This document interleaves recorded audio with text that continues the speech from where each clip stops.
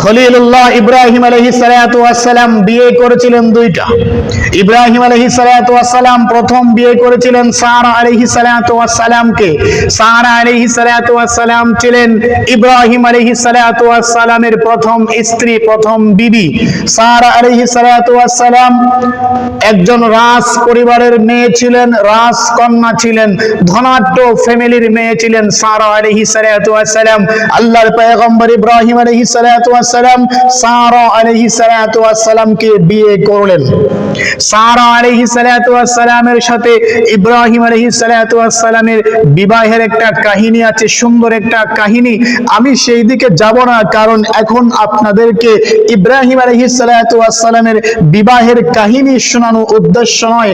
আমার উদ্দেশ্য ছিল আমি আপনাদেরকে একটা বিষয়ে অবগত করব, একটা বিষয় সম্পর্কে জানাবো, আর সেটা হচ্ছে আরব ভূখণ্ডে কখন মূর্তি পূজার সূচনা হয়েছিল।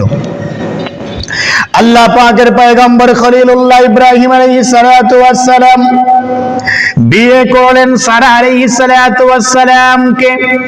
সারা আলাইহিস সালাতু ওয়াস সালাম ছিলেন একজন ধনাঢ্য ফ্যামিলির মেয়ে, একজন রাজকন্যা ছিলেন, রাজ পরিবারের মেয়ে ছিলেন। সারা আলাইহিস সালাতু ওয়াস সালামকে ইব্রাহিম আলাইহিস সালাতু ওয়াস সালাম বিয়ে করার পরে ঘর সংসার সুন্দর মতো চলতেছে, দাম্পত্য জীবন সুখের শান্তিতে চলতেছে। কিন্তু ইব্রাহিম আলাইহিস সালাতু ওয়াস সালামের আফসোস ছিল এখন পর্যন্ত কোনো সন্তান হয় নাই। ইব্রাহিম আলাইহিস সালাতু ওয়াস সালামের ঘরে এখন পর্যন্ত কোনো সন্তান হয় নাই। ইব্রাহিম আলাইহিস সালাতু ওয়াস সালাম আল্লাহ তাআলার কাছে বারবার দোয়া করতেছিলেন, রব্বি হাবলি মিনাস সলিহিন, রব্বি হাবলি মিনাস সলিহিন। আল্লাহ তুমি আমাকে নেক সন্তান দান করো, আল্লাহ তুমি আমাকে নেককার সন্তান দাও, আল্লাহ তাআলা তুমি আমাকে ভালো উত্তম সন্তান দাও। আমরা তো এখন আল্লাহ তাআলার কাছে চাইতেও পারি না, আমাদের সন্তান হয় না, আমরা আল্লাহর কাছে রব্বি হাবলি মিনাস সলিহিন এই দোয়া করি না, এই দোয়া করি না। নেককার সন্তান আমরা আল্লাহর কাছে চাই না, চাইতে পারি না। এজন্য আমাদের ঘরে আজকে বদকার সন্তান হয়, আমাদের ঘরে আজকে নাফরমান সন্তানের জন্ম হয়।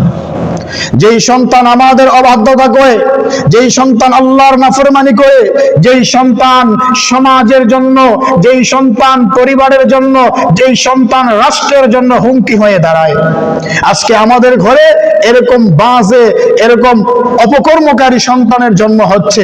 আমরা আল্লাহ তাআলার কাছে সবসময় চাইবো, আল্লাহ তুমি আমাদেরকে নেককার সন্তান দান করো, উত্তম সন্তান দান করো, যেই সন্তান আপনার অনুগত্যশীল হবে, আপনার বাধ্যগত হবে, যেই সন্তান কোরআনকে মানবে, সুন্নাহকে মানবে, পিতা মাতার প্রতি যত্নশীল হবে, যত্নবান হবে। আল্লাহ তুমি এমন একটা সন্তান দিও যেই সন্তান সমাজের জন্য গর্বের কারণ হবে, যেই সন্তান রাষ্ট্রের কল্যাণে কাজ করবে। ইব্রাহিম আলাইহিস সালাতু ওয়াস সালাম বার্ধক্যে পৌঁছে গেলেন, কোনো সন্তান হচ্ছে না। বারবার আল্লাহ তাআলার কাছে দোয়া করতেছেন, রব্বি হাবলি মিনাস সলিহিন, আল্লাহ তুমি আমাকে নেককার সন্তান দান করো, আল্লাহ তুমি আমাকে উত্তম সন্তান দান করো, ভালো সন্তান দান করো।